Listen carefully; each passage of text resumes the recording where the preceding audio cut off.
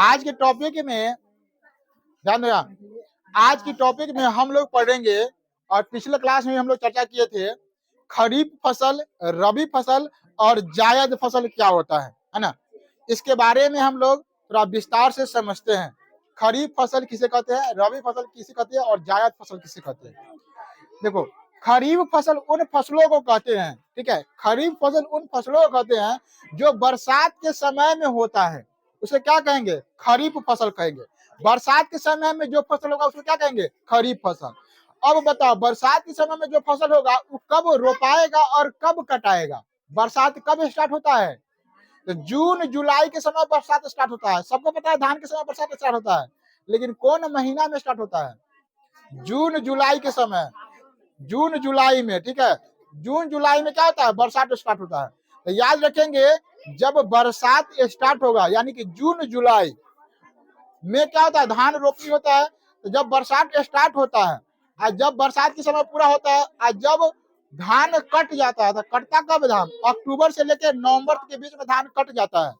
तो याद रखेंगे, वैसे फसल को खरीफ फसल कहेंगे जो जून जुलाई में रोपाता है और नवंबर दिसंबर में क्या होता है, कट जाता है। तो ऐसे फसल को खरीफ फसल कहेंगे। समझ में आया, वैसे फसल को खरीफ फसल कहेंगे जो जून जुलाई में रोपाता है यानी कि बीज लगाते हैं और नवंबर दिसंबर में काट देते हैं। तो ऐसे फसल को क्या कहेंगे, खरीफ फसल। समझ में आया कि नहीं आया, ऑनलाइन वाले ध्यान देंगे। उसके बाद रबी फसल है, क्या है, रबी फसल। रबी फसल याद रखेंगे जो ठंडी के महीना में होता है, ठंडी महीना में जिसका विकास होगा उसको रबी फसल कहेंगे। समझ में आ रहा है, ठंडी के महीना में जिसका विकास होगा तो क्या कहेंगे, रबी फसल। तो ऐसे फसल को रबी फसल कहेंगे जो किस महीना में बुआएगा, नवंबर से दिसंबर में बुआएगा, नवंबर से दिसंबर में बुआएगा और किस महीना में कट जाएगा, किस महीना में, नवंबर से दिसंबर में बुआएगा और मार्च से अप्रैल में कट जाएगा। तो ऐसे फसल को कौन बोलेंगे, रबी फसल, ठीक है।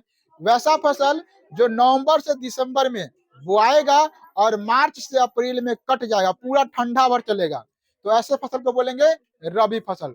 कोई पूछेगा रबी फसल किसे कहते हैं, तो कहना वैसा फसल जो ठंडी के महीना में होता है, जैसे कि नवंबर से दिसंबर में रोपाया बोया जाता है यानी कि बीज डालते हैं और मार्च से अप्रैल में उसको काट लेते हैं। तो ऐसे फसल को क्या बोलेंगे, रबी फसल।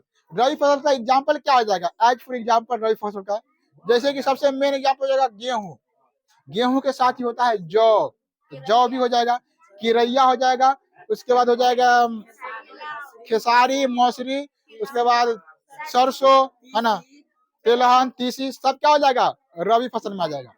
एक और फसल का नाम है जिसका नाम है जायद फसल।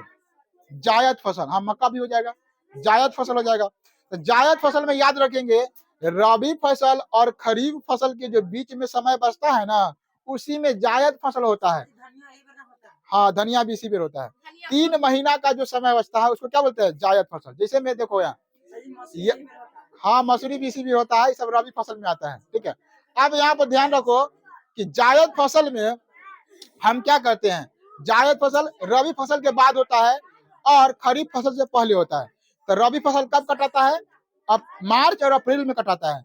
इसका मतलब है जायद फसल मार्च और अप्रैल में क्या हो जाएगा, कटाने के बाद बुआ जाएगा और जून जुलाई में खरीफ फसल बुआता है, यानी कि जून जुलाई में जो है ना जायद फसल कट जाएगा। तो ये जो बीच है मार्च अप्रैल से लेकर जून जुलाई के बीच, ये गर्मी का महीना होता है और जो गर्मी के महीना में जो फसल होता है उसी को कहते हैं जायद फसल। क्या कहते हैं, जायद फसल। जायद फसल अपने यहाँ ज्यादा कुछ नहीं होता है, मेन होता है एगो मूंग होता है जायद फसल में, क्या होता है, मूंग, ठीक है, और लहरी होता है जायद फसल में। बाकी बात सूरजमुखी होता है जायद फसल में, ठीक है, सूरजमुखी। उसके बाद जायद फसल में होता है तरबूजा, समझ में आता है, गर्मी में तरबूजा बिकने आता है, खरबूजा, ये सब जायद फसल में आता है। याद रखेंगे, जो गर्मी के महीना में, खीरा गर्मी के महीना में होता है जायद फसल, हाँ, आम सब क्या होता है, ऐसे लीची तो, हाँ, तो लीची तो आम तो जायद फसल में आ ही जाएगा, ठीक है। तो जो भी गर्मी के महीना में होगा वो क्या कहलाएगा, जायद फसल। जो भी ठंडी के महीना में होगा उसको रबी फसल और जो भी बरसात के महीना में होगा उसको खरीफ फसल।